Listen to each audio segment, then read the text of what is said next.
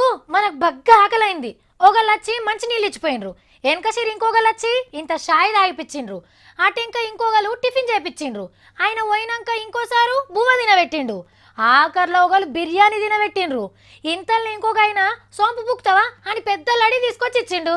ఏ ఊక సావిత్రి, ఒక్క పారే గంతమంది ఎందుకు వస్తారు, మన ఆకలి గురించి వాళ్ళు ఎందుకు పట్టించుకుంటారు అని అనుకుంటున్నారు కదా.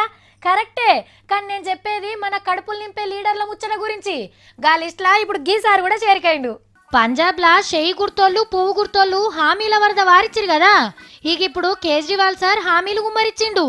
గెలిపిస్తే కాలేజీ పోరగాన్లకు ల్యాప్టాప్లు ఫ్రీగిస్తాడట, రైతుల రుణమాఫీ, పంటలు ఎండిపోతే ఎకరానికి 20,000, వ్యవసాయానికి ఫ్రీ కరెంటు, ఇంటి పన్ను రద్దు, ఇంటి కరెంటు బిల్లు సగం చేస్తామని మాటిచ్చిండు. మనతాన్ లెక్క 5 రూపాయల బువ్వ హోటల్ పెట్టిస్తా అన్నాడు. ఆఖరికి గరీబ్ పార్టీ కూడా బరువైన హామీలు ఇవ్వబట్టే. ఏం చేస్తాడు మరి, ఇవాళ రేపు రాజకీయాలు గట్ల తయారైనాయి. మాటలతోని మాయ చేస్తేందుకు ఒకరిని మించి ఇంకొకరు పోటీలు పడబట్రి. షీపూర్ పార్టీ అయినా పార్టీ కదా, తప్పదు మరి.